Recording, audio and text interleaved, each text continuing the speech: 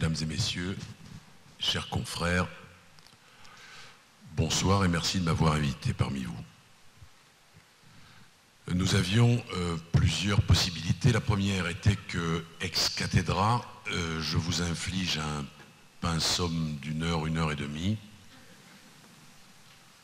pour vous parler de moi. Et si je ne suis pas modeste, j'ai tout de même le sens des limites qu'il convient de s'infliger à soi-même.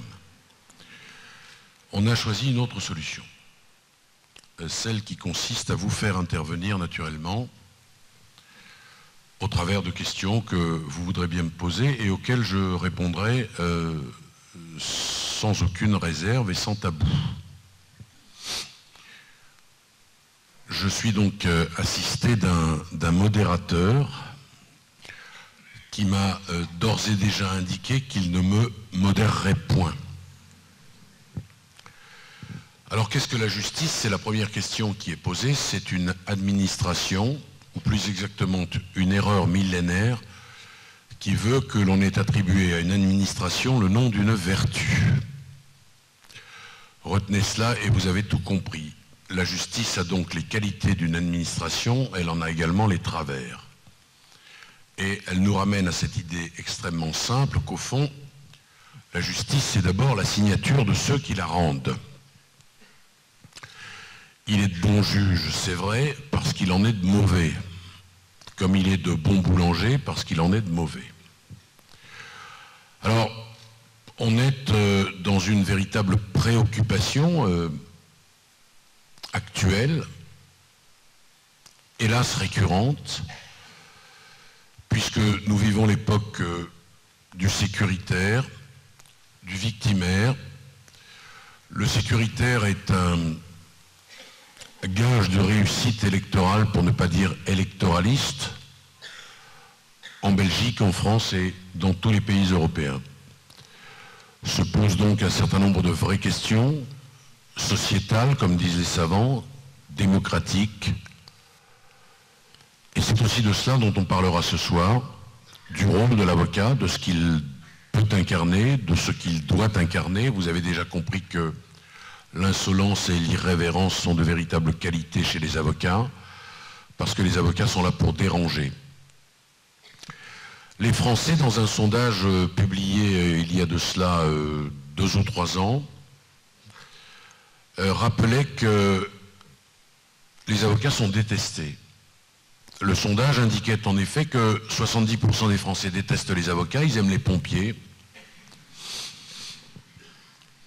mais qu'en réalité, ils aiment leur avocat.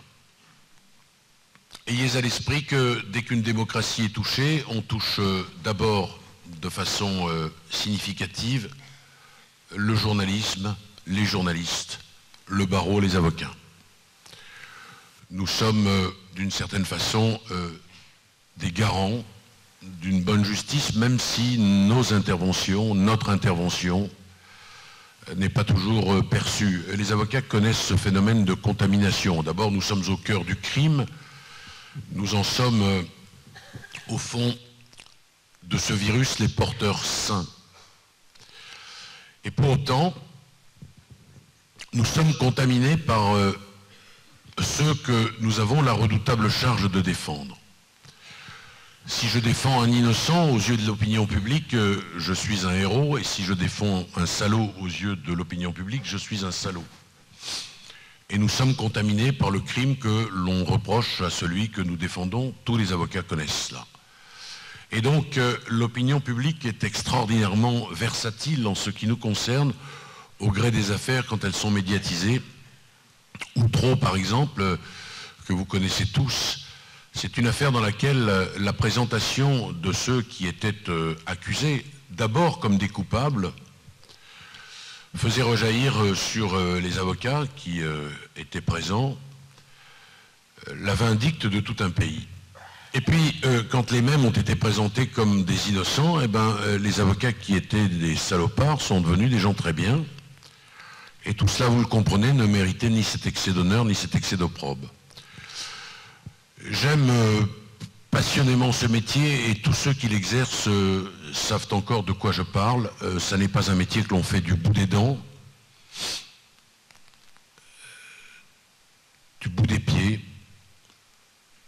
c'est un métier qui est une véritable passion et je le dis, qui est un sacerdoce. Et s'il est dans cette salle de jeunes avocats qui envisagent de faire autre chose, qu'ils aillent tout de suite le faire. C'est parce que j'aime ce métier et qu'il m'a tout apporté que j'accepte ce soir d'être parmi vous. Je serai demain devant la cour d'assises de Nîmes. C'est une belle distance. Je pense que nous sommes dans un déficit d'explication de ce qu'est notre métier. Et je sais que l'un ou l'une d'entre vous me demandera comment je peux défendre un coupable, ou un assassin d'enfants, ou un terroriste. Et je lui répondrai d'abord qu'il est saugrenu qu'en 2016, dans un grand pays démocratique comme le vôtre, on puisse encore poser cette question, en clair que l'on n'ait pas encore intégré ce qu'était un avocat. Et c'est pour répondre à tout cela, mesdames et messieurs, que je suis à votre entière disposition. Les premières questions vont émaner du modérateur. Et puis ensuite, c'est avec grand plaisir, et c'est pour moi un immense honneur, que d'essayer de répondre aux questions que vous voudrez bien m'adresser. Mon cher confrère, c'est pratique. Il n'y a pas besoin de vous poser de questions. Vous répondez d'emblée sur toutes les questions possibles. Je comptais vous demander ce que c'est qu'un avocat, et finalement, je crois que vous y répondrez par la bande. Et puis on verra si la salle pose la question. Il y a, me semble-t-il, une question fondamentale qui est au cœur de votre engagement d'avocat, c'est cette capacité de doute, mais aussi d'indignation. Je crois qu'au cœur de votre engagement d'avocat, il y a la question fondamentale de savoir quelle société nous voulons.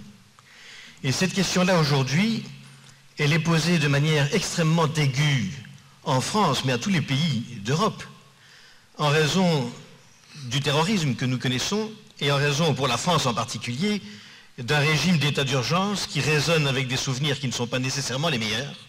L'emploi des mots eux-mêmes est assez signifiant. Et je voudrais savoir ce que vous pensez à l'égard de ce régime d'état d'urgence, ce que l'avocat doit en faire, mais aussi ce que peut-être le citoyen devrait en faire.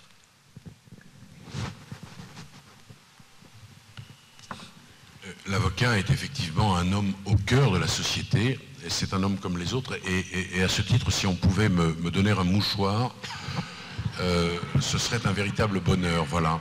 J'aurais pu le demander plus discrètement, mais je ne savais pas que vous en aviez. Merci beaucoup. Le terrorisme, naturellement, qui vient de frapper la France, qui est susceptible de vous frapper demain, et d'ailleurs, vous êtes, si j'ose dire, concerné au premier chef, génère des réflexes qui, pour certains, sont inquiétants. Le premier réflexe, mais ce n'est pas un réflexe d'ailleurs, c'est le chagrin. Le chagrin de tout un peuple, évidemment, et bien au-delà du peuple français. Tous les Européens se sont reconnus dans cette tuerie, dans cette barbarie, dans cette ignominie, enfin il n'y a pas de nom. Et on constate comment le peuple, au mauvais sens du terme, moi je suis un avocat populaire, j'aime le peuple, mais au sens où l'utilisait Victor Hugo, le peuple qui trahit parfois les causes. Le président de la République va gagner 17 points dans les sondages. Au fond, pour avoir fait quoi? Rien d'autre que son devoir. Il a donné à avoir une image d'un président de la République rassembleur. Il a fait les discours qu'il convenait de faire et il prend 17 points. C'est dire si nous sommes sensibilisés par ces questions et c'est dire s'il y a aussi une forme d'opportunisme politique ou politicien. Et je l'ai déjà dit tout à l'heure, toutes ces questions de sécurité sont enfourchées par nos politiques à défaut de résoudre nos problèmes économiques. Finalement, Chaque fois qu'on parle de sécurité, chaque fois qu'on parle de victimes, chaque fois qu'on parle de répression, chaque fois qu'on parle de peine planchée, chaque fois qu'on parle de peines incompressibles, chaque fois que l'on donne une espèce et même de peine de mort d'ailleurs pour le Front National, puisque Gilbert Collard, qui est encore un de nos confrères, est aujourd'hui favorable au rétablissement de la peine de mort. Tout ça sont des sujets qui ne sont pas clos. Les politiques le savent, ils l'utilisent et ils l'exploitent, voire même ils le surexploitent. Et donc, en France, on a instauré l'état d'urgence. Attention, ça vous guette également. Ça signifie qu'on a donné à la police des pouvoirs supplémentaires. Là-dessus, je pense qu'il n'y a rien à dire, parce que la police a besoin de moyens pour lutter efficacement contre le terrorisme. Et personne ne le conteste. En revanche, on est allé tellement vite et tellement fort qu'on a utilisé ces mots qui avaient été rarement utilisés en France. L'état d'urgence, la guerre, la sémantique, ça n'est pas rien. C'est Camus qui rappelle que mal nommer les choses, c'est aggraver les malheurs du monde. Et on est donc dans un système dans lequel la police est contrôlée par la police. Et ça, c'est une catastrophe démocratique. D'abord parce que c'est une entorse à la séparation des pouvoirs, d'une certaine façon. Et puis parce qu'en France, comme en Belgique, la liberté individuelle, elle est garantie et assurée par le juge de l'ordre judiciaire. On pouvait en France donner des moyens accrus à la police, tout en permettant un contrôle ordinaire de la police par la justice. Et ça n'est pas la voie que l'on a choisie. Et l'avocat, au travers de ses représentants, les bâtonniers, au travers des conférences de bâtonniers, je ne sais pas si vous avez des choses identiques en Belgique, je pense que oui, même si c'est sous une autre appellation, et certains avocats qui sont consultés, moi on me consulte, je donne donc mon avis, puisqu'on me le demande, et que je pense qu'on n'a pas le droit de ne pas être libre et de ne pas avoir une expression libre, eh bien ces choses-là doivent être maniées avec beaucoup de vigilance, parce que la démocratie, ça n'est jamais un acquis. Et je pense que dans notre société, les avocats sont des vigies qui ont toute leur place. Alors naturellement, c'est presque hérétique de discuter en France de l'état d'urgence. Parce que si vous discutez de l'état d'urgence, vous êtes celui qui n'a pas de cœur et qui n'a pas pris en compte le deuil de mon pays. Ben si. C'est penser l'événement, disait Hannah Arendt, pour ne pas suivre l'actualité. Voilà la démarche intellectuelle qui me paraît plus intéressante que la surenchère permanente. Nous avons eu, sous Nicolas Sarkozy, un rythme infernal de modifications législatives, un crime, la réception de la famille, de la victime, une loi nouvelle, et l'impossibilité d'ailleurs pour le monde judiciaire de digérer cette législation. Et l'actuel pouvoir, qui a tellement critiqué ce rythme, est en train d'utiliser le même, mais pour des raisons différentes, mais au fond c'est toujours pour la répression accrue, c'est le terrorisme, et on utilise le terrorisme pour grignoter nos libertés. Et quand un peuple choisit la sécurité, pour la sécurité, pardonnez-moi, d'entraver un peu sa liberté, il ne parvient ni à l'une ni à l'autre, et comme le disait Roosevelt, il risque de perdre les deux. Voilà ce que l'avocat que je suis peut dire sur cette question, parce que sachez tout de même que l'État français a déjà été condamné pour des abus de pouvoir que la police elle-même n'avait pas sanctionné. Et c'est cette vieille idée, au fond essentielle à notre réflexion commune, c'est la place de l'avocat dans la société, en tous les cas, moi je la revendique, cette idée que tout homme qui a du pouvoir, qu'il soit juge ou policier d'ailleurs, est tenté d'en abuser. J'ai été un peu long dans ma réponse. Non, pas du tout. Je crois qu'il est effectivement un point essentiel de votre approche, qui est votre défiance à l'égard de tous les pouvoirs.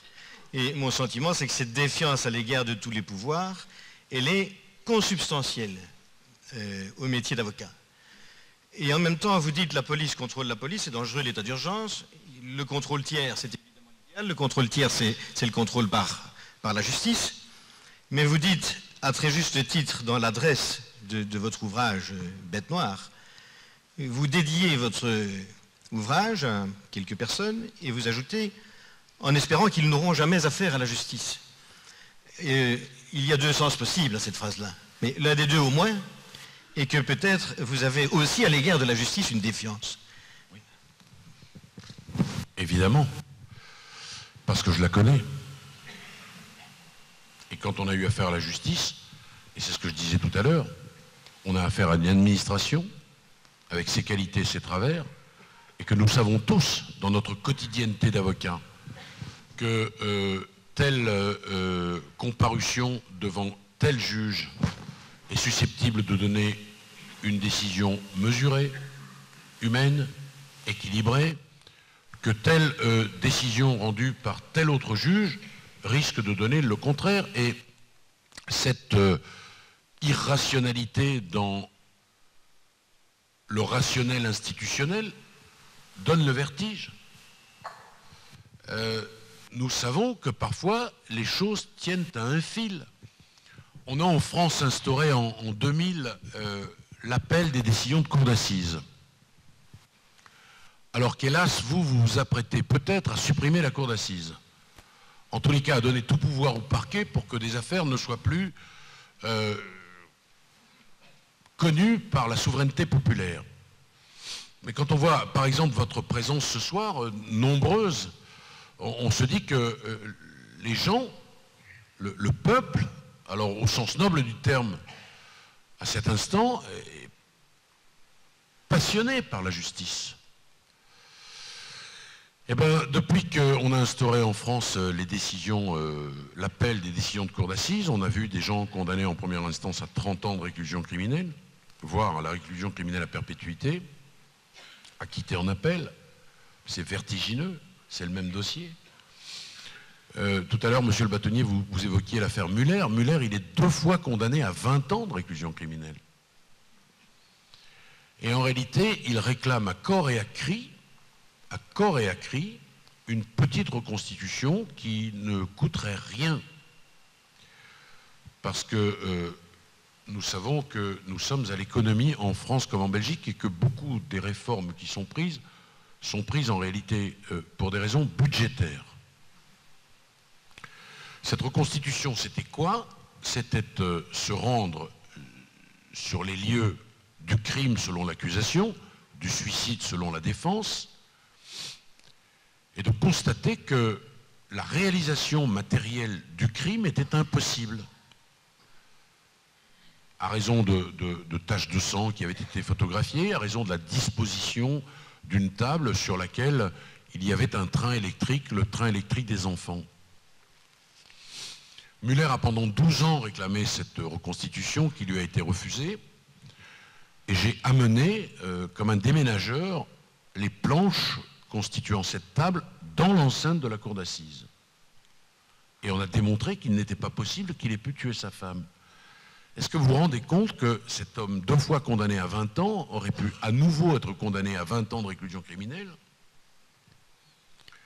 au seul motif qu'on lui avait refusé une reconstitution? C'est terrifiant de se dire ça. Et quand on a vécu ça ne fût-ce qu'une fois dans sa vie, on dit effectivement, et parfois même on écrit, qu'il ne faut pas avoir affaire à la justice. Et ceci nous amène à l'affaire Doutreau, dont vous ne ferez pas l'économie. Dans l'affaire Doutreau, ce qui est symptomatique, c'est que, il me semble, mais vous allez nous en parler, il me semble que la justice a failli à tous les étages. C'est-à-dire que la justice a failli, la police a failli, les institutions de contrôle ont failli, et ont failli avec une constance absolument extraordinaire. Ça, vous pourriez peut-être nous en parler un peu. Doutreau, naturellement, on a été heureux dans l'institution judiciaire de donner un nom à ce cataclysme, et on a choisi le nom du juge Burgot. Bon. Mais en réalité, Doutreau, c'est d'abord l'addition, la collection effrénée de toutes les mauvaises habitudes judiciaires que l'on connaît en France. Abus de détention provisoire, chambre de l'instruction qui ne contrôle rien, alors que vous avez chez vous, par exemple, un système que je trouve extrêmement intéressant, c'est-à-dire que en Belgique, le juge d'instruction vient rendre des comptes. Il peut. Il peut, mais quand il le fait, et moi j'ai eu l'honneur d'assister à 2 reprises à ce type d'audience où il y avait un juge d'instruction qui d'abord était là, et qui deuxièmement répondait, et qui le faisait sans faux fuyant. Et pour moi, c'était une découverte. Enfin, j'étais, non pas dans un autre pays, mais sur une autre planète. Donc Outreau, c'est tout ça, et puis c'est évidemment le poids du compassionnel et de l'émotion. Outreau, d'ailleurs, c'est en lien avec l'affaire Dutroux, puisque c'est peu de temps après, c'est dans le nord de la France, donc près de chez vous, et on s'emballe médiatiquement, l'opinion publique s'enflamme. Je vais vous dire ce que c'est qu'un avocat face à la diffusion d'une interpellation dans un journal télévisé ou à la radio ou dans un journal. L'avocat, il dit « Attendez une minute ». Voilà ce que c'est qu'un avocat. Et si dans ce dossier-là, on avait attendu une minute, bien des catastrophes auraient été évitées. Mais l'opinion publique est infiniment versatile. Elle est nourrie par une presse qui ne respecte pas souvent la présomption d'innocence. Et en même temps, la presse donne à lire ce que les gens veulent. C'est, comme on dit aujourd'hui, finalement interactif. Et la présomption d'innocence, c'est totalement contre nature. Et pourtant, c'est essentiel. Voilà ce que dit aussi un avocat. Si on emmène votre voisin que vous aimez bien, que vous côtoyez depuis 20 ans, et si on l'emmène dans la camionnette des gendarmes, vous l'aimez tellement bien, votre voisin Roger, que vous vous dites, mais la justice ne peut pas se tromper. Il n'y a pas de fumée sans feu, on ne l'emmène pas pour rien. Parce que l'idée qu'on puisse emmener Roger, que vous aimez bien, vers l'enfer d'un enfermement qui serait celui d'un innocent, c'est insupportable. Et nous, quand on rentre dans une salle d'audience, on dit « Mais qu'est-ce qu'il a fait ton client ?» Alors qu'on devrait dire « Mais que lui reproche-t-on » Et même nous, on est contaminés par cette espèce de réflexe. Voilà, les avocats, ils sont là pour rappeler ces principes. Et pardonnez-moi, la question, c'était... La question était, c'est le système dans son ensemble qui a failli dans l'affaire d'Outreau. Oui. C'est pas seulement des individualités, parce qu'on a pointé le juge Burgot, et en réalité, c'est tout le système policier et judiciaire qui a failli, c'est ça que je voulais dire. Oui, oui, c'est... Ça, c'est tout à fait essentiel dans le cadre de l'indépendance et de la défiance à l'égard de tous les pouvoirs. Et ce qui pose le problème, évidemment, du corporatisme des juges, voilà. De leur incapacité à se contrôler. Nous avons une chambre de l'instruction qui correspond chez vous à la chambre des mises en accusation, et nous l'appelons la chambre des évêques. Alors, pour les catholiques qui sourient déjà, il y en a quelques-uns, c'est cette cérémonie de la confirmation, vous savez, on a une petite tapette, là, voilà, et comme la chambre de l'instruction chez nous confirme tout, et donc elle ne sert à rien, on l'appelle la chambre des évêques. Eh bien, on est incapable dans mon pays d'avoir cette réflexion sur la chambre des mises en accusation. Bon. Et vous avez aussi de vraies difficultés à bouger les choses d'un point de vue institutionnel. Parce que dès qu'on veut bouger les choses, en réalité, les juges qui sont organisés, qui sont syndiqués, c'est pas illégitime, disent ben, on va toucher à notre indépendance. Et donc, pour reprendre l'expression d'un ancien ministre de l'enseignement, Claude Allègre, transposé à la justice, c'est le mammouth, et on a du mal à toucher aux vraies choses. La France, c'est le pays, mesdames et messieurs, des droits de l'homme, à l'exportation. Et il faut le reconnaître. Et nous avons de vraies difficultés dans notre pays à faire évoluer les choses. Et on pourra, si vous le voulez bien, évoquer l'apport de la jurisprudence de Strasbourg, qui, en ce qui concerne la législation française et la jurisprudence française, présente cette jurisprudence de Strasbourg de véritables intérêts, parce que chaque fois qu'il y a une avancée en termes de droits de l'homme, ça nous vient de Strasbourg.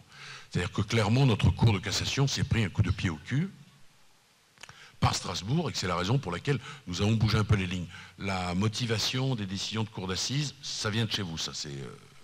Ça vient de chez nous et ça nous a été imposé par Strasbourg. Et c'est imposé par Strasbourg, mais c'est quand même pas mal qu'un type qui est condamné à 20 ans sache pourquoi il a été condamné à 20 ans. Bon.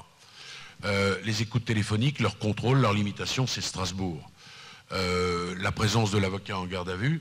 Regardez, mesdames et messieurs, pour ceux qui n'aiment pas encore les avocats, il y avait en France 900 000, un peu plus de 900 000 gardes à vue par an. C'est-à-dire que ça allait naturellement du criminel ou celui, pour respecter la présomption d'innocence, à l'encontre duquel il y avait des raisons de suspecter qu'il était un criminel. Bon, celui-là, il va en garde à vue, ça ne fait pleurer personne.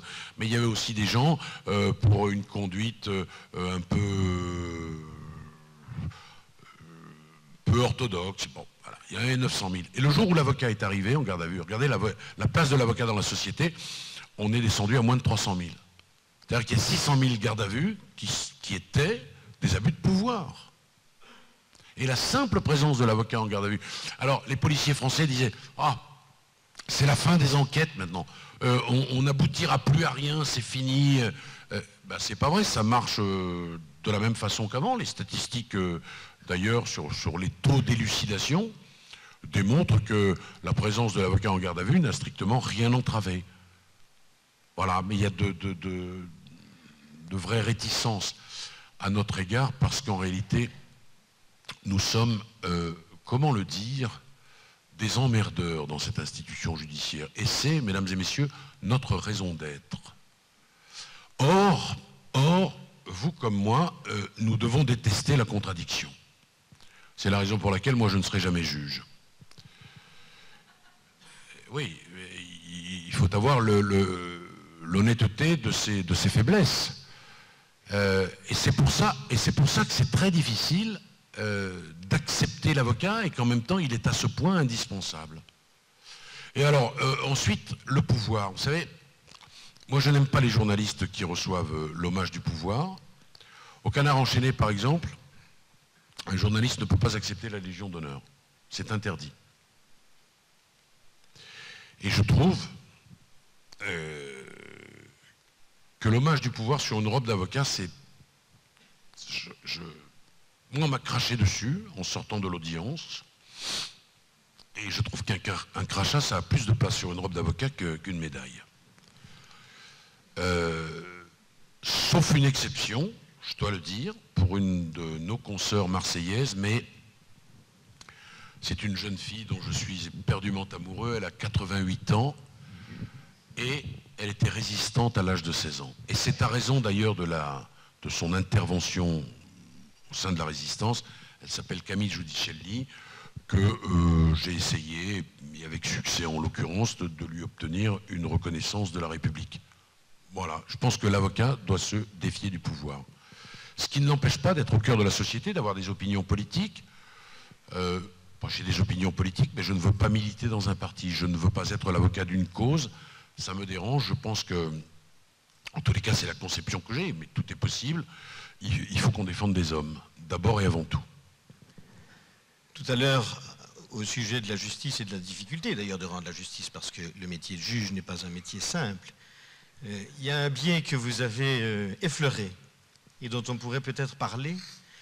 Et pour en parler, je propose de lire un extrait d'un article de Madame Pascale Robert-Diard, que vous connaissez bien, qui est critique et chroniqueuse judiciaire au Monde, qui est tout à fait remarquable à notre estime ici à Liège. Et elle écrivait notamment ceci il y a 2 ans à peu près. « La mise en scène du malheur destinée à favoriser le deuil des victimes dénature la justice pénale et la transforme en simple instrument de vengeance collective et individuelle, citant en cela le premier président de la Cour d'appel de Paris. » Et elle poursuivait en disant « Ces mises en garde ne pèsent pas lourd face à la pression toujours plus forte exercée par les victimes et leurs associations sur les responsables politiques pour se voir accorder davantage de droits dans la procédure pénale. » Et j'ajoute, et que dire alors des juges? Vous savez, c'est Éluard qui a dit il n'y a pas de hasard, il n'y a que des rendez-vous. Ce texte-là, je l'ai plaidé des centaines de fois. C'est le texte qui a été... en Belgique comme en France, on fait des audiences de rentrée solennelle. Et à l'occasion de la rentrée solennelle de la Cour d'appel de Paris, je pense que c'est en 2013, le premier président qui s'appelle Magendie a prononcé un discours qui était bouillissant pour dire attention, on dérive et le procès pénal n'est plus le procès de l'accusé, aujourd'hui il devient le procès de la victime, dans une espèce de catharsis, dans une espèce de, ça ce sont mes mots à moi, hein, d'escroquerie qui voudrait que l'on aille faire son deuil à l'audience, ça n'est pas le lieu. Et ce faisant, on maintient artificiellement des victimes dans le statut victimaire. Et j'ajoute que pensant leur faire beaucoup de bien, on leur fait beaucoup de mal. Le premier devoir d'une victime, alors je sais c'est beaucoup plus facile à dire qu'à faire, c'est de sortir de ce statut. Or, en maintenant les victimes judiciairement dans l'épreuve la plus longue possible, on la maintient naturellement dans le statut de victime dont elle doit sortir. Par exemple, en France, on a eu cette idée folle de demander aux victimes ce qu'elles pensaient de la libération de l'artisan de leur malheur. Et donc 20 ans plus tard, ou 10 ans plus tard, ou 15 ans plus tard, on fait revenir ces gens, à nouveau, on les replonge dans le malheur, qui déjà ne les a pas quittés, donc c'est pas utile d'en rajouter, pour leur demander si ils pensent raisonnable que l'artisan de leur malheur, c'est-à-dire celui qui a tué leur gosse par exemple, puisse sortir. Mais vous imaginez bien qu'ils vont répondre non. Et ces gens-là ne sont pas à même de rendre la justice par définition, parce que ce sont des victimes. Et que le juge, il est à équidistance entre les victimes et ceux qui ont commis, en l'occurrence, le crime qu'on peut leur reprocher. Et il y a une véritable dérive comme ça. Quand on lit des gens comme Cyrulnik, ils prêchent la résilience, c'est-à-dire Alors là, qu'est-ce qu'on fait? On fait des associations de victimes. La cellule psychologique d'urgence. Tout ça, ça maintient artificiellement les gens dans l'idée qu'il faut qu'ils restent là. Et il y a des gens qui expriment cette idée que, même des victimes, il faut sortir de ce statut. J'ai eu l'honneur il y a quelques semaines de cela, de parler un peu à Binche, un peu comme ce soir, et puis il y avait dans la salle le père et la mère d'un jeune homme qui avait été assassiné. Et naturellement, ils m'ont posé, ils étaient bouleversés de chagrin. La question de savoir si il allait se trouver un avocat pour dire du bien du meurtrier qui les avait plongés dans un irrémédiable malheur. Et c'était difficile pour moi de répondre à cette question, parce que, évidemment, on était en présence d'une peine immense qu'on ne peut pas partager, on peut simplement avoir de la compassion. Mais déjà la présence de ces gens dans cette réflexion signait qu'ils acceptaient le principe de la justice. Et qu'est-ce que c'est pour les victimes, le principe de la justice? C'est une confiscation du droit à la vengeance au profit du juge. Je ne peux plus me venger, mais je demande à la justice réparation. Mais je le demande dans le cadre de règles que j'accepte. Et cheminant avec eux, et je vous garantis que c'était difficile et c'était très émouvant pour moi de leur répondre, ils ont fini par accepter l'idée que, naturellement, même le meurtrier de leur gosse pouvait être défendu. Et pour ne rien vous cacher, j'étais assez fier de ça. Parce qu'on est parfois, partie civile, très très fier quand on peut modérer aussi les victimes. Parce que les victimes, elles ont tous les droits. Et c'est presque naturellement que le juge doit réprimer la compassion qu'il a à l'égard des victimes. C'est difficile d'être juge. C'est pour ça que je pense qu'il n'y en a pas beaucoup de bons. Et je reviens une seconde à ce que vous disiez tout à l'heure. C'est un métier très difficile parce que le juge, il doit d'abord se défier de lui, de ses a priori. Il doit être à équidistance entre tout le monde. Il ne doit jamais manifester son opinion. Le bon président de cour d'assises, c'est celui qui, après un procès de 3 semaines, vous quitte pour aller délibérer. Chez nous, il délibère avec le jury. Et vous ne savez pas ce qu'il pense. Or, il est des juges, vous lisez dans leurs yeux comme un livre ouvert, 10 minutes après l'ouverture d'un procès. Et, pardon de tout ramener au métier d'avocat, mais je suis ici parce que je suis avocat, le bon juge, bien sûr, il se méfie de ses a priori. Imaginez combien ça doit être difficile de juger un homme qui incarne tout ce que, en tant qu'homme, vous-même, vous détestez. Je déteste son mode de vie. je déteste sa façon d'être, je déteste ses opinions, et je le juge équitablement. Et puis l'autre signe fort, c'est que le bon juge, il aime les avocats. Mais vraiment, pourquoi ? Parce qu'il est prêt à entendre le contradictoire qu'ils incarnent. Au fond, il a travaillé 50 heures, et il a la certitude que le véhicule qui a été utilisé par les meurtriers, les braqueurs, peu importe, est un véhicule de couleur verte. Et là, il y a un emmerdeur d'avocat qui va se lever et qui va dire « Monsieur le Président, pardonnez-moi, mais à la page 2322, 6e ligne, il y a un témoin qui dit que le véhicule est peut-être de couleur rouge. » Eh bien, pour aimer celui-là, il faut être un grand juge. Et en même temps, en aimant l'avocat, le juge, il se rassure. Parce qu'il est gourmand du contradictoire qu'il lui apporte, et il lui permet à lui-même une réflexion que l'on appelle le doute. Il y a un très grand président de cour d'assises en France qui s'appelle Olivier Leurent, et il disait aux jurés, avant qu'ils partent délibérer, le doute est une souffrance que vous vous infligez à vous-même. Voilà. Et je pense qu'on est en train de dériver avec les victimes, et de gravement dériver, sous prétexte de leur faire du bien, on leur fait finalement beaucoup de mal. En Belgique, on n'importe pas toujours le meilleur de la France, et il se trouve qu'on va importer la possibilité, l'obligation pour les magistrats professionnels de délibérer avec les jurés en cour d'assises. Ce qui dénature, à mon avis, fondamentalement la cour d'assises, et le rôle du magistrat, qui n'a pas la neutralité requise, est extrêmement prépondérant, me semble-t-il. Et vous avez une formule que j'adore dans le livre « La bête noire ».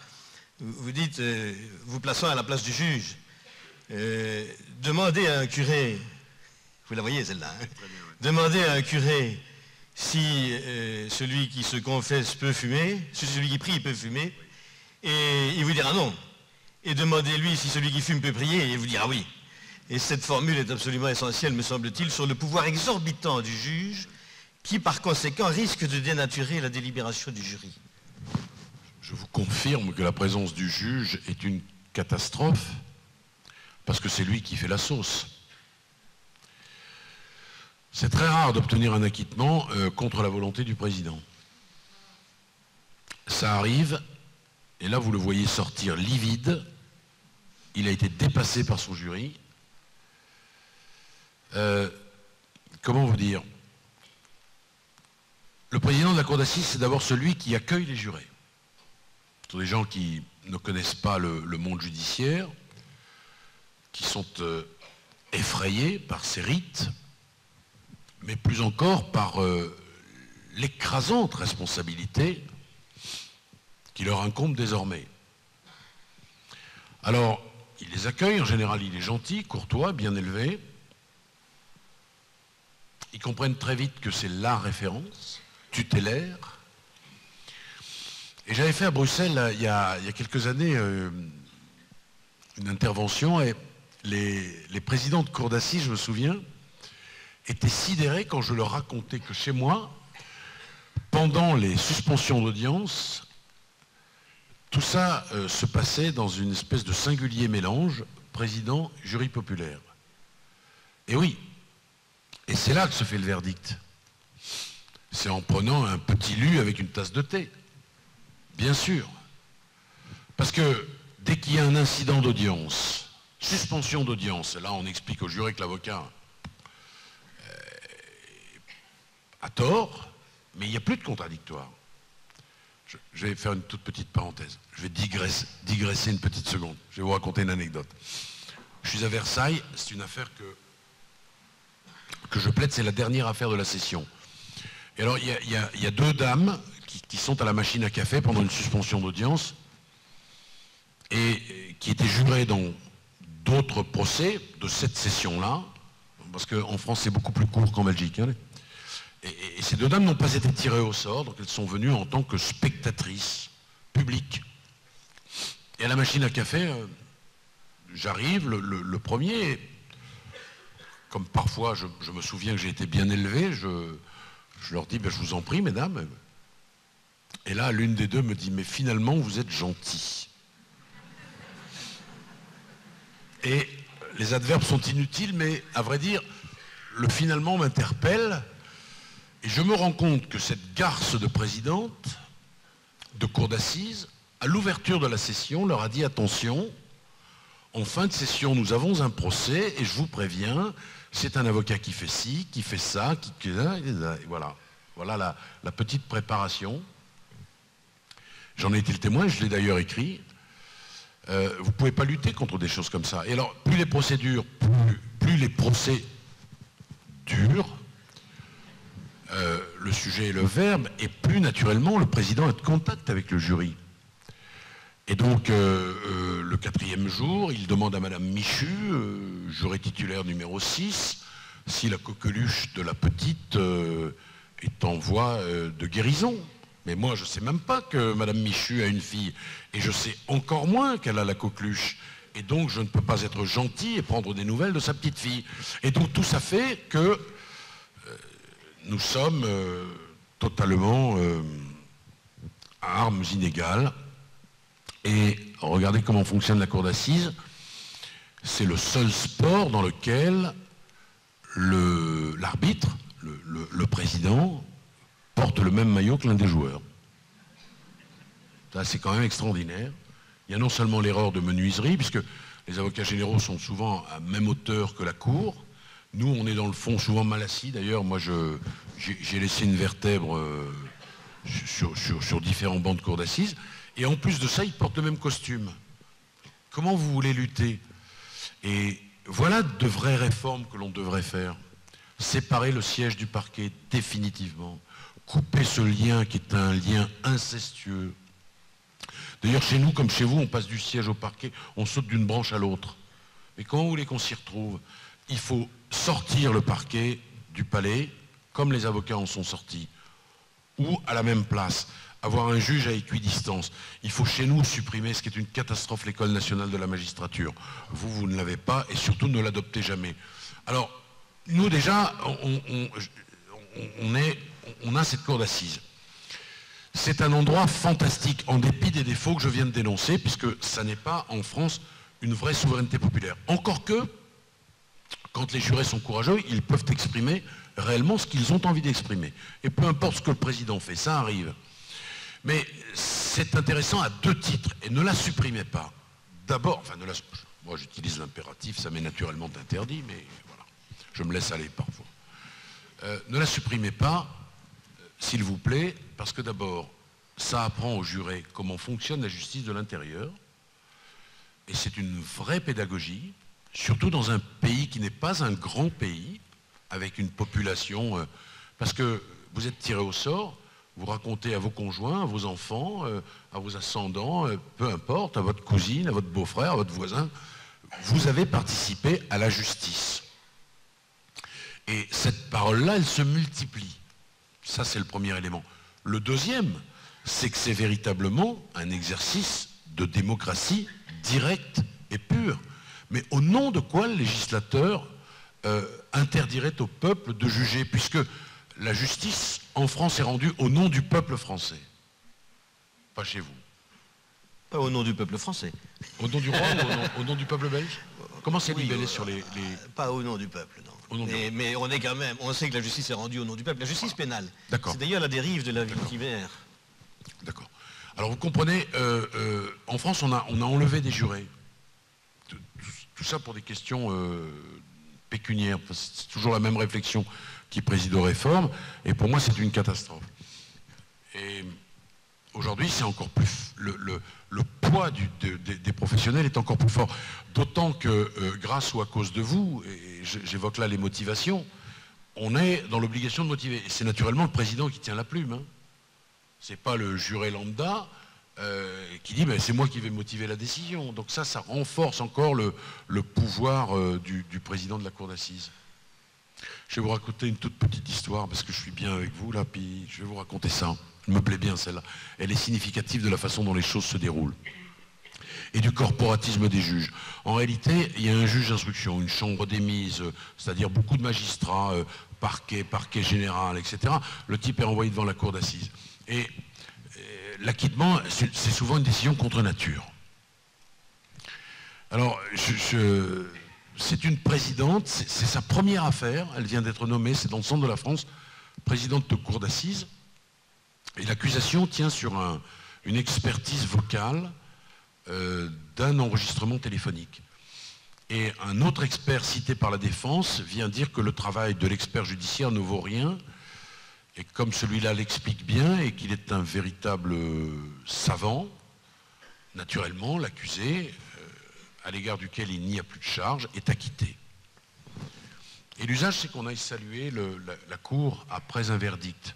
Bon, moi, pour ma part, je n'y vais que si le verdict est favorable, comme ça m'évite de dire des bêtises. Et là, j'y vais, et je vois cette femme en larmes. Et elle dit, vous vous rendez compte, ma première affaire en acquittement. Et moi, je me disais, mais c'est la plus belle décision qu'un président de cour d'assises peut rendre. Au fond, un acquittement au bénéfice du doute, on en reparlera peut-être, avec le risque, c'est vrai, que parfois un coupable échappe à la justice, qu'il passe finalement entre les mailles. Mais enfin, acquitter un homme au bénéfice du doute, c'est le respect absolu et intangible de nos règles. Ben non, ça la faisait pleurer. C'est vous dire comment les choses sont difficiles parfois. La justice, et vous l'abordez à l'instant, c'est une affaire d'hommes et de femmes. Et donc elle est faillible. Et l'erreur judiciaire est consubstantielle à la justice. Et l'erreur judiciaire, ce n'est pas nécessairement de condamner un innocent. Ça peut être de mal juger et de mal condamner. Alors, vous me voyez arriver, évidemment. Que pensez-vous du droit de grâce présidentiel qu'on vient de voir à l'œuvre dans l'affaire Jacqueline Sauvage et des raisons pour lesquelles le président a dû se saisir de cette cause? Bon, la justice est humaine et donc on peut y ajouter, sans que ce soit superfétatoire, elle est parfois merveilleusement humaine et parfois terriblement humaine.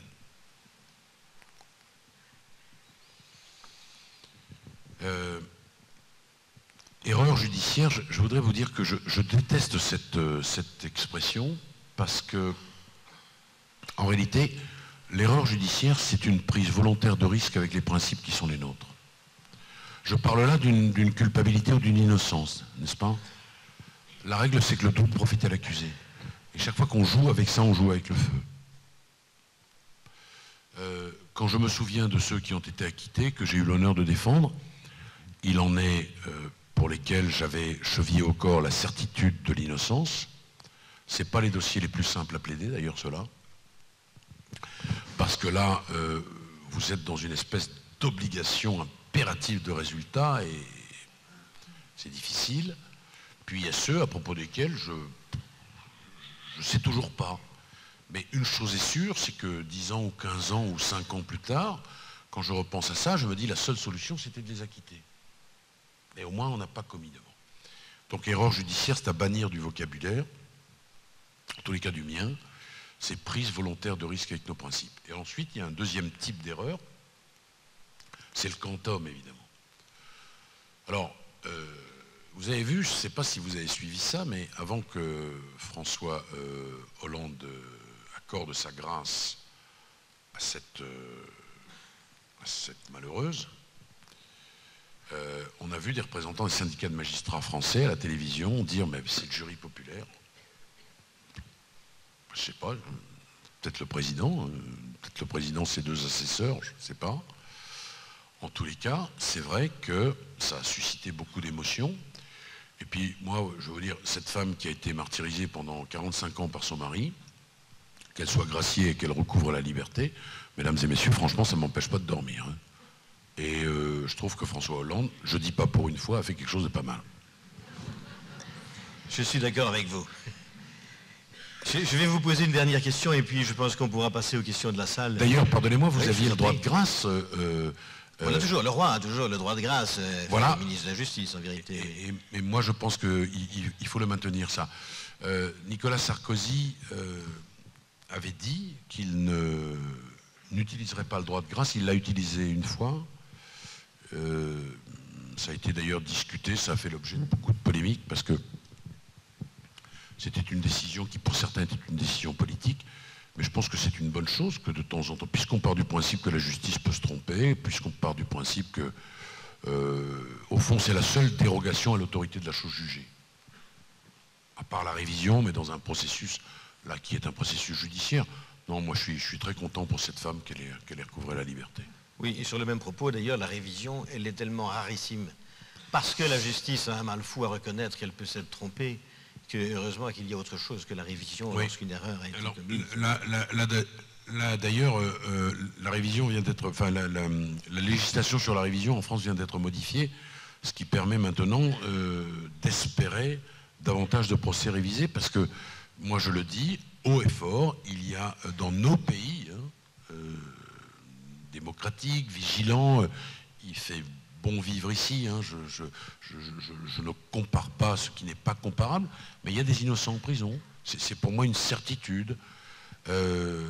Et c'est pas parce qu'on est dans ces pays où il fait bon vivre, où la presse est libre, où on peut tenir librement des propos, ne pas être d'accord, voilà. Ça n'est pas pour ça qu'il faut perdre en vigilance. Parce que ça n'est jamais acquis. Au fond, il ne faut pas le perdre de vue. Ça, parce que, vous savez, il y a des gens qui disent, oui, mais enfin, vous contestez les droits de l'homme, etc. Mais allez dans tel pays. Mais j'ai aucune raison d'aller ailleurs. Moi, je suis de chez moi et je dis quand même que la France est à la 12e place des pays condamnés à Strasbourg et que c'est pas très glorieux. Voilà. Parce que devant, il y a quelques démocraties, on va dire ça de façon euphémique, jeunes, sans maturité. Genre la Moldavie, vous voyez. Bon, on est mieux en Belgique quand même. Hein. Oui. Oui, hein. Oui. Oui. Ou l'Ukraine. Oui. Ou la Russie. Voilà. Alors, la Turquie aussi. Grande cliente de la Cour de Strasbourg. La Turquie. Oui. Je vais vous poser une dernière question avant de donner la parole à la salle. C'est une question qu'on pose toujours aux avocats pénalistes. Et je suis sûr qu'il y a dans la salle des gens qui brûlent de vous la poser. C'est la question de la procédure pénale. Donc vous allez les frustrer. Je vais pas les frustrer parce qu'ils reviendront là-dessus. Mais c'est la question de la procédure pénale. Parce qu'elle pose toute la question du rapport entre le droit et la morale. Et ça, je pense que ça mérite d'être un peu explicité. Bon, en clair, on va l'illustrer cette question. Vous êtes tranquillement installé devant votre téléviseur et vous apprenez qu'on a libéré un meurtrier parce que tel procès-verbal n'était pas signé.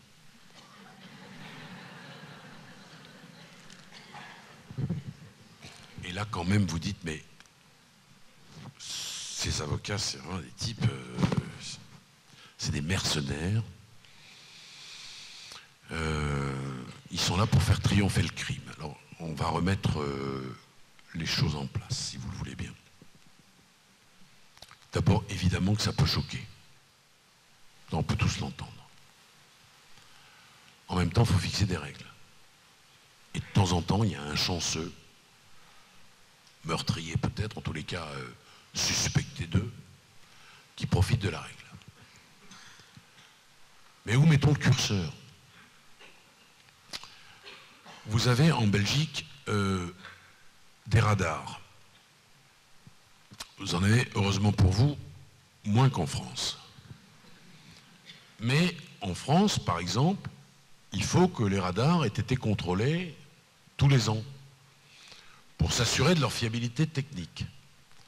Alors, à ceux qui brûleraient encore d'envie de me poser cette question, je réponds ceci. Vous venez me voir parce que vous avez roulé à 150 au lieu de 120, c'est 120 chez vous ? Oui. Et je vous dis, ben, vous avez beaucoup de chance parce qu'on va passer devant le tribunal de Liège et votre radar, il n'a pas été vérifié dans l'année. Et vous, naturellement, vous allez dire, puisque cette question vous taraude, ah mais moi, je ne veux pas du tout gagner sur une histoire de procédure. Non, je veux être condamné parce que c'est pas moral, votre truc de procédure. Ben voilà. Alors évidemment, vous me direz, oui, mais c'est moins choquant. Vous avez raison. Mais à compter du moment où l'on instaure une règle, ben, on la respecte. Et puis d'ailleurs, je vais vous dire autre chose. Celui qui est à blâmer, ce n'est pas l'avocat qui soulève le moyen de procédure, mais c'est le juge ou le policier qui s'est trompé. Ça, il faut quand même le dire. Hein. Parce que le procès-verbal, peut-être que l'avocat dit, il est nul, le procès-verbal, mais s'il est nul, c'est que on n'a pas fait ce qu'il fallait.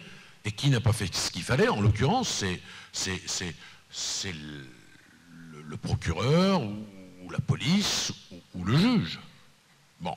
Ensuite, l'avocat, il n'a pas la possibilité de prendre les clés de la geôle pour aller l'ouvrir. Si ce procès-verbal est nul, c'est parce que sa nullité a été judiciairement constatée.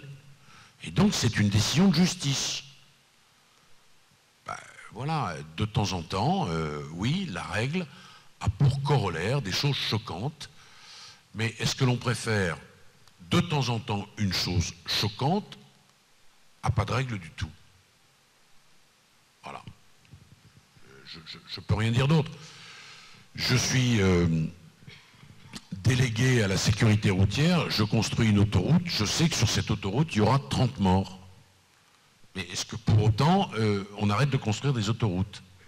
Ça fait partie des dégâts collatéraux, ça, sur le terrain de la morale.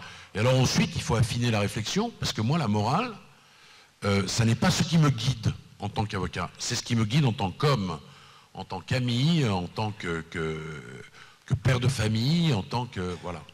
Mais pas en tant qu'avocat. C'est pas mon problème. Celui que je défends, je n'ai pas vocation à être son guide spirituel. Il se débrouille avec sa conscience et l'idée qu'il en a.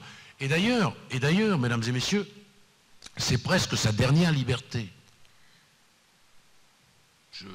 Voilà, nous n'avons pas vocation à devenir guide spirituel, directeur de conscience, confesseur, ça n'est pas notre problème. Quelqu'un vient nous voir et nous dit « défendez-moi ». Est-ce que le médecin est circonspect quand il ouvre un abdomen et qu'il y voit un foie de cirrhotique? Est-ce qu'il se dit « mais si c'est une maladie, je la soigne, mais si c'est de l'alcoolisme, je refuse ». Pas du tout. Mais pas du tout. Nous, on intervient pour réussir un mandat. On ne parvient pas toujours à le faire.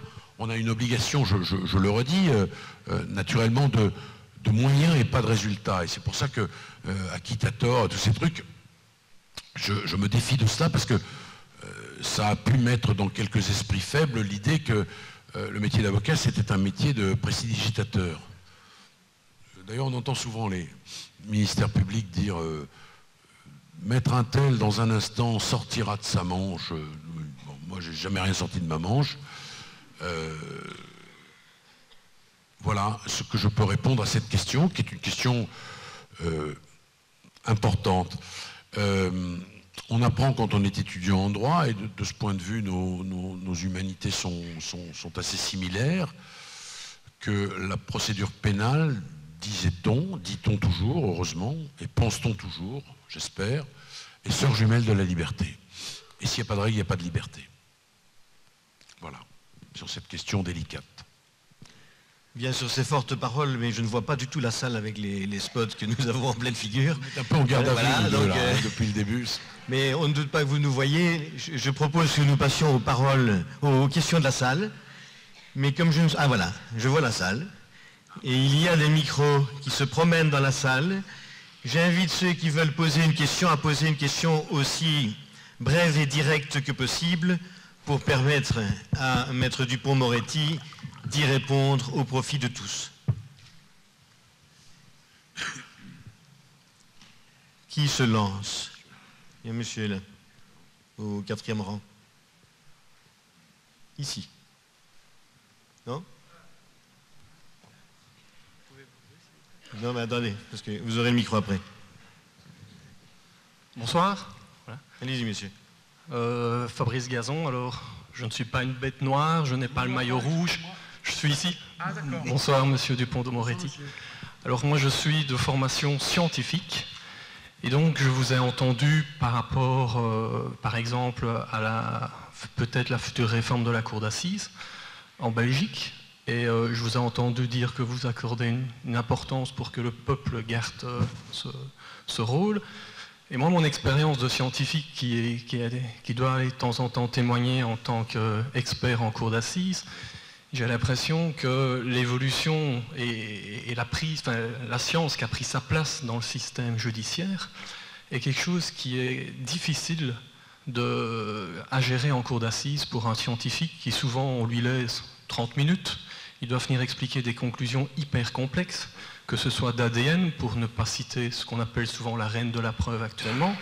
Et je voulais savoir un petit peu, moi j'aurais tendance à dire que pour moi, je sais qu'il faut être très pédagogue, il faut être un grand scientifique, pédagogue pour faire comprendre ses conclusions, parce que des fois le verdict peut être influencé par ce type de résultat.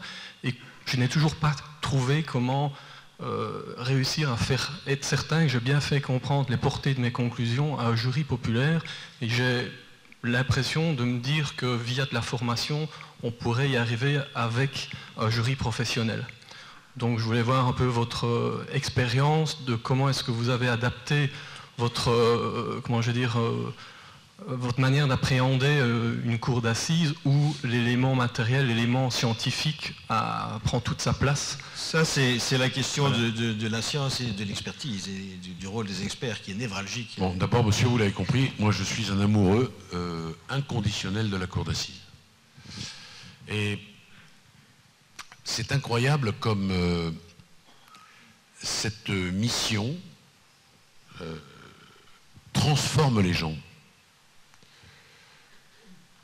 Je crois que ceux qui n'ont pas vécu cette expérience n'imaginent pas à quel point les jurés sont imprégnés à minima d'une volonté de bien faire.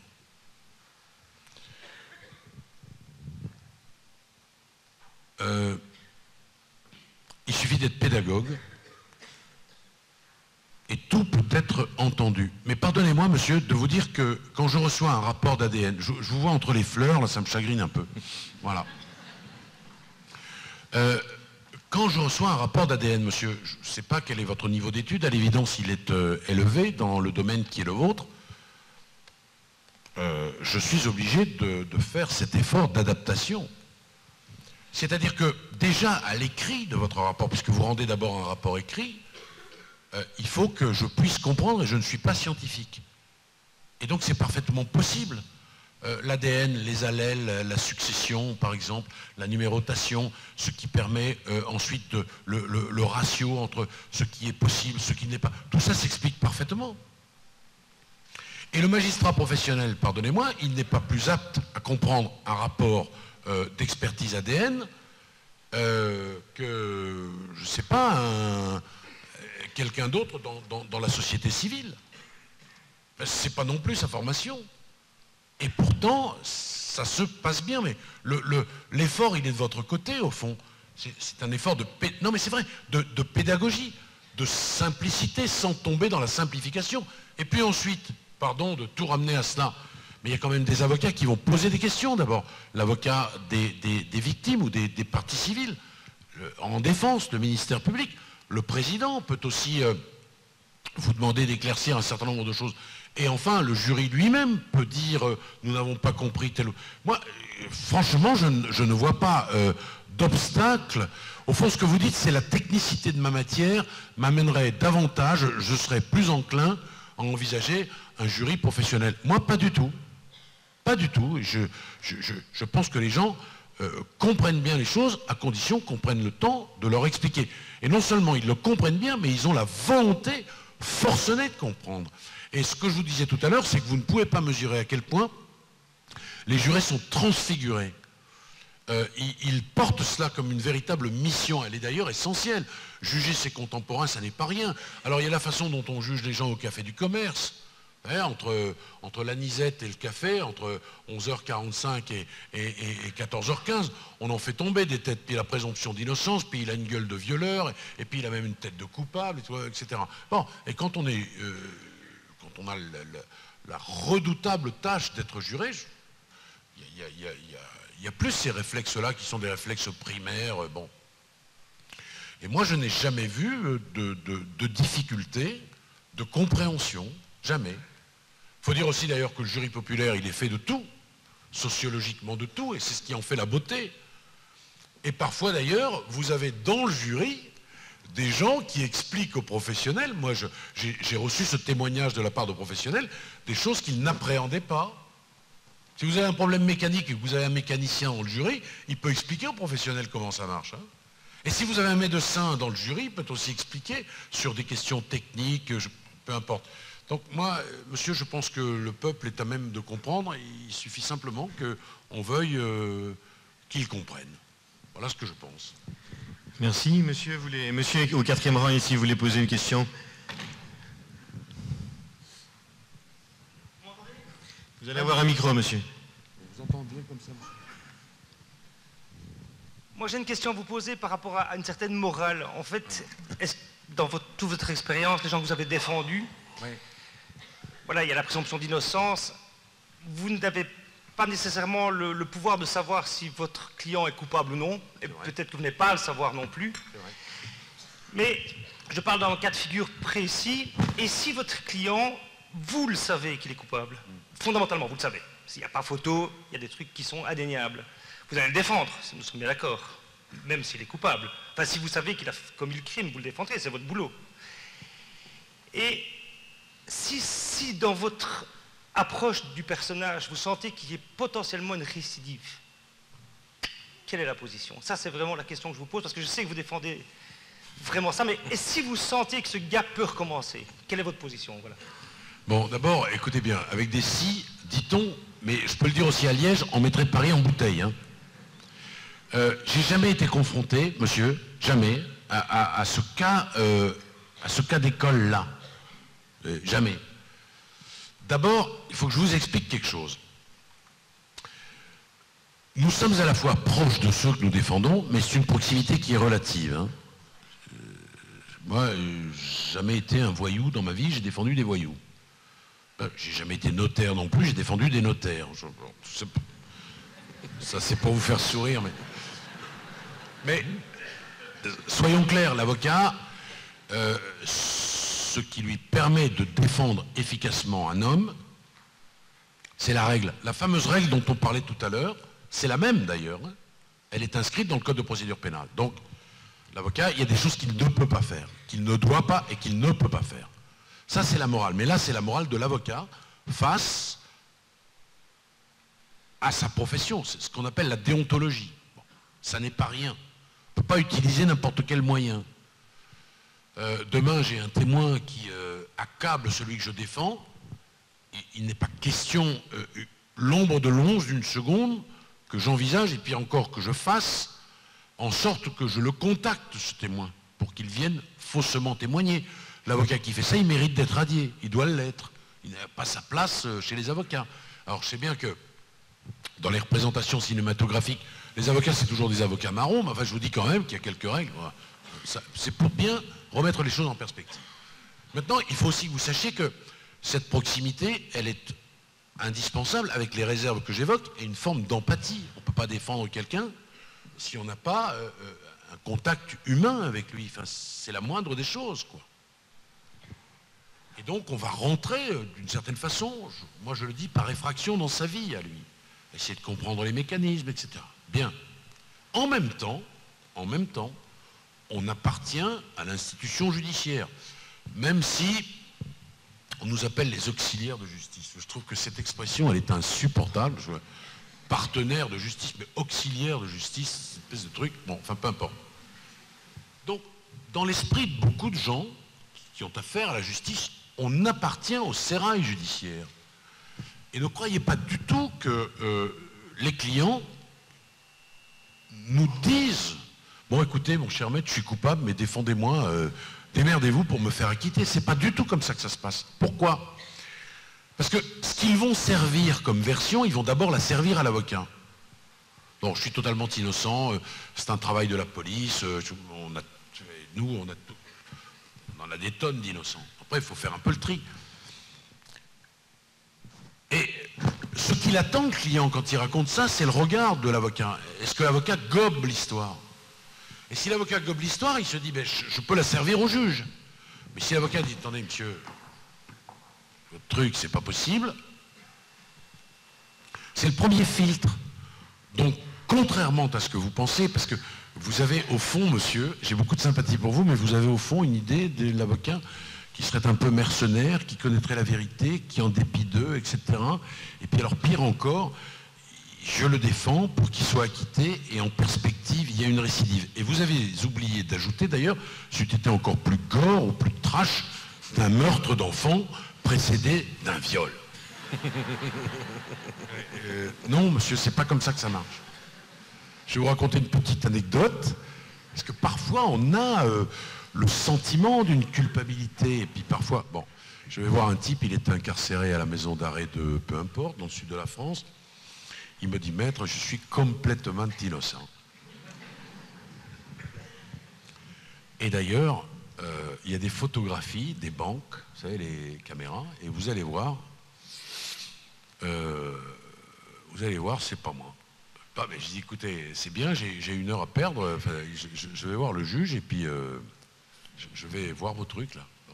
J'arrive, je vois le juge, elle me confie le dossier, et elle me dit, vous allez voir, c'est votre client, vous allez le reconnaître. Mais comme je ne suis pas un perdreau de l'année, je regarde ça avec un peu de circonspection, je dis, écoutez, moi je ne trouve pas, et en réalité, je vais vous dire, c'est lui. Mais il avait une perruque, c'est-à-dire que, vous voyez, vous me reconnaissez là tout de suite, grosso modo, c'était ça l'histoire. Donc je retourne voir le type, et je lui dis, monsieur, vous allez être acquitté, c'est une certitude. Il me dit, ah ouais? Mais à la condition que le jury soit très majoritairement aveugle.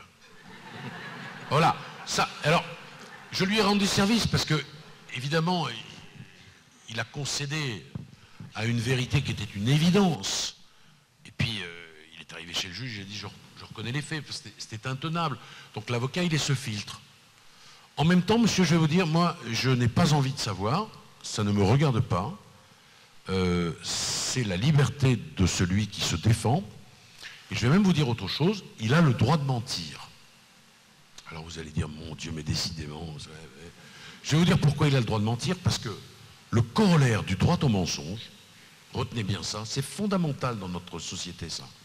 C'est que c'est à l'accusation qu'appartient la charge de la preuve.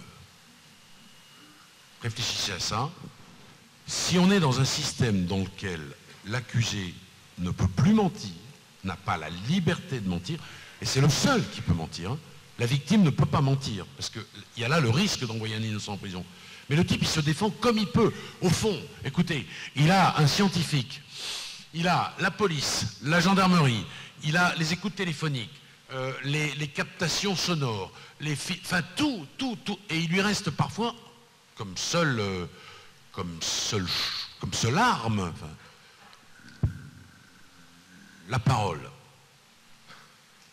Et celui-là, il se dit, mais au fond, moi, ils n'ont pas de preuves contre moi, je vais m'en tirer, je vais persister à dire que je suis innocent. Eh bien, moi, je dis que ce droit au mensonge, il est essentiel dans une société démocratique, parce que, je le répète, le corollaire de cela, c'est que c'est à l'accusation de rapporter la preuve de l'accusation. Vous pouvez mettre ça dans tous les sens, et vous pourrez me dire, comme tout à l'heure pour l'histoire de la règle, oui, mais c'est pas bien moral. D'accord, c'est pas bien moral, mais dans une société, il faut qu'un accusé puisse se défendre comme il le veut. Comme il le veut. Ensuite, il se débrouille avec sa conscience. Je vous l'ai dit tout à l'heure, moi, c'est ni mon père, ni mon fils, ni mon ami, ni mon copain. C'est quelqu'un que j'ai défendu à un instant T. J'ai fait mon métier d'avocat. Et au fond, si celui-là n'est pas condamné, monsieur, c'est parce qu'il n'y a pas de preuve. Alors vous me direz, ouais, mais enfin, et moi je vous dirais, Voltaire, à propos de l'affaire Calas, a écrit qu'il vaut mieux acquitter 100 coupables que de condamner un seul innocent. Et Voltaire a raison, définitivement raison. Voilà, il y a de temps en temps un type qui passe au travers des gouttes. Ouais, c'est comme ça. Mais déjà à l'école, c'était comme ça. Le professeur, il se retournait, il dit, voilà, et puis il n'accusait pas le bon, voilà. Ça tombait comme la foudre.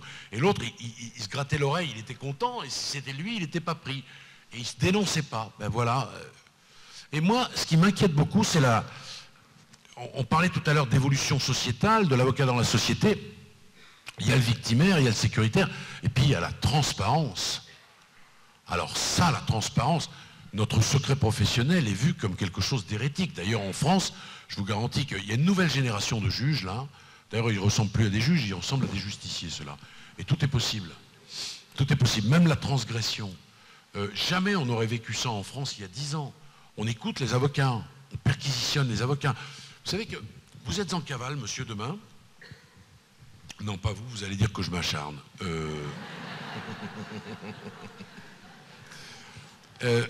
Vous appelez mon cabinet, vous êtes sur écoute. Entendez bien ce que je vous dis. En France, le juge peut débarquer le lendemain pour perquisitionner. Article 81 du Code de procédure pénale, tout acte utile à la manifestation de la vérité. C'est une monstruosité. L'avocat n'est pas un justiciable différent des autres. Enfin, dans les choses qu'on peut lui reprocher. En revanche, dans son exercice professionnel, il n'est pas un justiciable comme les autres, il n'est pas un citoyen comme les autres, et son secret professionnel doit être protégé. Le cabinet d'un avocat, c'est pour moi inviolable. Or, en France, on ne se gêne pas. Hein. L'écoute téléphonique, Sarkozy-Herzog, je suis navré, mais ils sont obligés d'aller acheter des téléphones bidons parce que leurs communications sont enregistrées par des juges qui n'ont toujours pas compris que Thierry Herzog est définitivement l'avocat de Nicolas Sarkozy. Et d'ailleurs, ils vont justifier la licéité de ces écoutes en disant « Ah oui, mais pas dans cette affaire, puisqu'ils sont enregistrés dans l'affaire, je ne sais plus laquelle, l'affaire libyenne. » Oui, sauf que le délibéré de Bordeaux, c'est pas encore fini. Et donc, Thierry Herzog est toujours l'avocat de Nicolas Sarkozy. Ils se sont autorisés ça. Les avocats français ont signé une pétition, beaucoup d'entre eux, dont je suis l'un des initiateurs avec d'autres de cette pétition. Les Italiens ont signé en masse parce qu'ils ont un système d'organisation du barreau qui est que... Et les Italiens qui défendent des gens qui sont au cœur de la très grande criminalité, ils étaient scandalisés. Ils disaient, mais comment en France on s'autorise à écouter des avocats alors que nous, en Italie, on est davantage protégés avec une criminalité organisée qui est celle de la mafia, etc. Des Suisses ont signé. Scandalisés, eux aussi, ils ont une conception du secret qui n'est pas là. Oui, mais oui, les Suisses, philosophiquement, le secret bancaire est intégré à l'intimité de la vie privée. C'est pas complètement idiot à bien y réfléchir, d'ailleurs. Et les Belges aussi. Beaucoup d'amis belges ont signé cette pétition. Voilà, monsieur, ce que je voulais vous dire. Le cabinet d'un avocat, c'est inviolable et il n'y a pas, ça rejoint un peu d'ailleurs toutes ces notions, il n'y a pas d'avocat sans secret professionnel absolu. Et pour éviter une question là-dessus, je voudrais vous dire que le secret professionnel protège d'abord le justiciable. Et que le secret professionnel, ça n'est pas que le secret du criminel qui vient dire que c'est pas lui, alors que c'est lui, et qu'il envisage déjà d'en recommettre un autre si jamais il était acquitté. C'est aussi la femme qui vient raconter qu'elle a trompé son mari dans le cadre d'un divorce. C'est aussi le secret commercial, industriel, c'est ou l'homme qui a trompé sa femme. Je ne voudrais pas qu'on dise que... Voilà.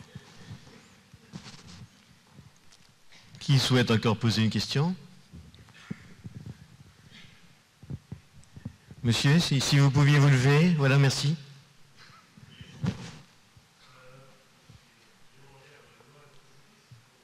Parlez dans le micro, monsieur, on ne vous entend pas. Non? Plus dans le micro. Non, monsieur, on ne vous entend pas bien. Parlez plus près du micro. 1, 2, 3. Voilà. Je disais donc, je suis loin d'être juriste, Dieu m'en garde, et donc je vais peut-être poser une question idiote. J'ai été du début à la fin tout à fait d'accord avec vous sur le contrôle des juges, sur l'exagération qu'on peut y remarquer parfois, sur l'importance du jury populaire, mais je voyais une forme de contradiction avec votre soutien même du bout des lèvres de la grâce présidentielle ou de la grâce royale en Belgique. D'abord pour une raison de séparation des pouvoirs, où c'est un homme politique qui prend une décision judiciaire. Et je voulais donner quelques exemples historiques dans lesquels je pense que ça a posé des problèmes importants. Sans remonter trop loin, De Gaulle, Gracie, Pétain et pas Laval. Sur base de quoi? C'est assez délicat. Peut-être le nombre de votes des jurés, j'en sais rien. Ça lui a pas porté chance, mais Giscard ne gracie pas Ranucci dans une affaire douteuse. Il perd les élections pas à cause de ça, mais là, il n'a pas fait usage de son droit de grâce dans un cas où il aurait sans doute eu du sens. Et puis bon, l'affaire récente dont on a parlé aujourd'hui, qui semble poser moins de problèmes. C'est un acte politique qui vient modifier une décision judiciaire.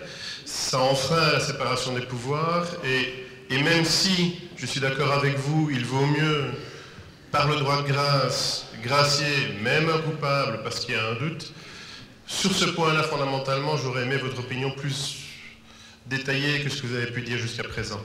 Merci. D'abord, monsieur, vous avez tout à fait raison. C'est une entorse à la séparation des pouvoirs, mais en France comme en Belgique, je crois, ces entorses, ou cette entorse, est prévue par la Constitution. La loi la plus importante, c'est la Constitution.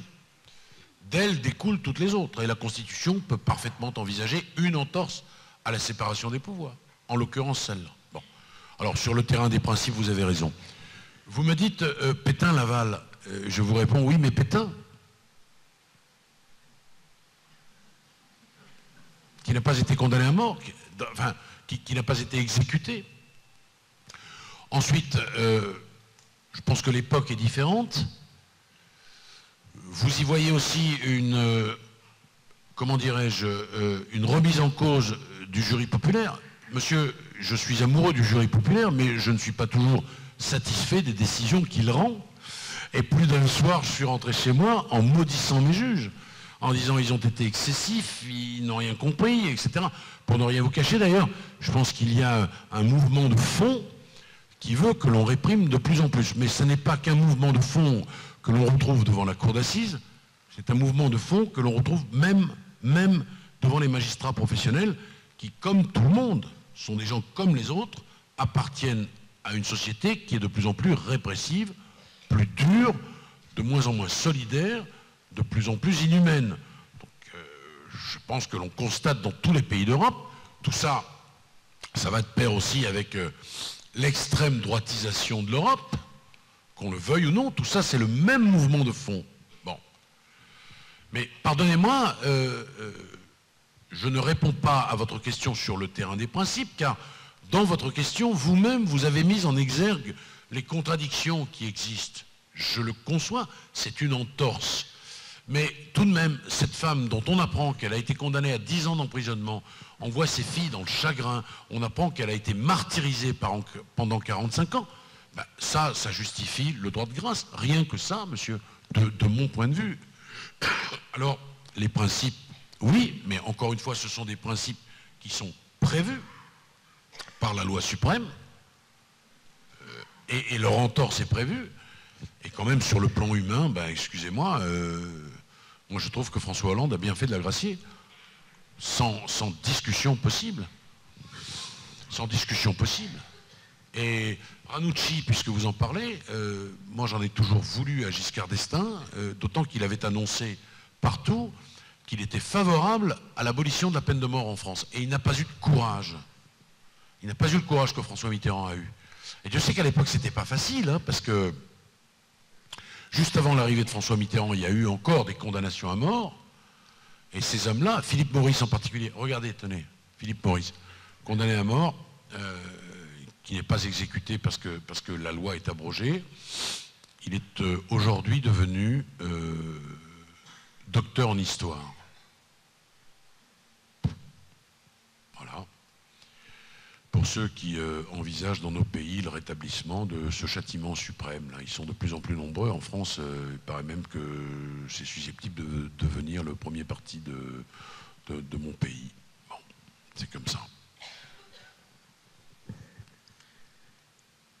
Maître Dupond-Moretti, si vous en êtes d'accord, on va poser une dernière question, puisque vous devez rentrer à Paris encore ce soir et puis à Nîmes demain, donc je pense qu'on ne va pas vous libérer trop tard. Merci. Et donc si quelqu'un se lance pour poser la dernière question, monsieur. Ah, Maître Culot. Merci, monsieur le bâtonnier. Sans prie, Maître Culot. Nous avons en Belgique depuis peu une loi qu'un ministre austère mais facétieux a appelée Pot-pourri. Cette loi Pot-pourri, elle va réformer pas mal d'aspects de la procédure pénale et elle va intégrer chez nous quelque chose que vous connaissez, c'est le plaider coupable. Alors, je vous vois sourire, je vous ai entendu répondre tout à l'heure à monsieur sur la charge de la preuve. Comment est-ce que... Je n'ai pas encore de religion sur la question, j'aurais voulu avoir votre avis et votre pratique sur cette manière de procéder et sur cette entorse peut-être à la charge de la preuve et à la présomption d'innocence. Mais ma réponse est déjà dans votre question. Je sens d'ailleurs dans la façon dont elle est libellée une forme de... Comment le dire de façon euphémique? Circonspection à l'égard de cette loi et du ministre qui l'a envisagée, si j'ai bien compris, puisque la facétie ne semble pas être votre tasse de thé, en tous les cas à cette heure-ci. Plus sérieusement, non mais je trouve que c'est une catastrophe, mais pourquoi on a fait ça en France? On a fait ça pour des raisons d'économie budgétaire. Alors, c'est pas gravissime pour le moment, en l'état, ça n'est pas gravissime, parce que on juge au fond des infractions mineures. Il y a quand même quelques privilégiés qui passent au travers des gouttes là, dans une négociation avec le parquet. Bien. Mais le risque, c'est qu'on étende ça. Le risque aussi, d'ailleurs, pour les infractions mineures, c'est que il y a des gens qui sont susceptibles de reconnaître une culpabilité alors qu'ils n'ont pas commis les faits pour que ça aille vite, pour pas qu'on passe à l'audience du tribunal correctionnel, pour pas qu'il y ait de publicité, pour que, voilà. S'il y a une amende en jeu, le type il dit, bon, alors, ça peut générer ça. Mais surtout, ce qui me chagrine, c'est qu'en France, on avait discuté à l'époque, et vous verrez que vous en parlerez aussi si cette loi est adoptée, pardonnez-moi, on discutera aussi naturellement des crimes. Ce serait tellement simple, là, si on nous faisait un petit plaidé coupable pour les assises, enfin, chez vous pour ce qu'il en reste, chez nous aussi, hein, d'ailleurs, parce que ça a été diminué considérablement. On est passé de 9 jurés à 6 en première instance, et de 9 à 6 en cause d'appel. Voilà, tout ça, ça ne va pas dans le bon sens, à l'évidence. Le plaidé coupable, c'est une espèce de truc à l'américaine. Bon, ben, que les Américains restent avec leurs règles, je pense qu'on n'a rien à envier à leur justice. Hein. Ouais, surtout si on est noir et pauvre. Hein. Voilà. Maître Dupond-Moretti nous a tenu un discours de clarté et de vérité aujourd'hui. Les juristes qui sont dans la salle, les magistrats, les avocats en particulier, savent que tout ce qu'il a dit qui concerne la France vaut totalement pour la Belgique aussi, que ceux qui ne sont pas juristes sachent que tout ce qui a été dit vaut chez nous comme chez lui. Je vous remercie.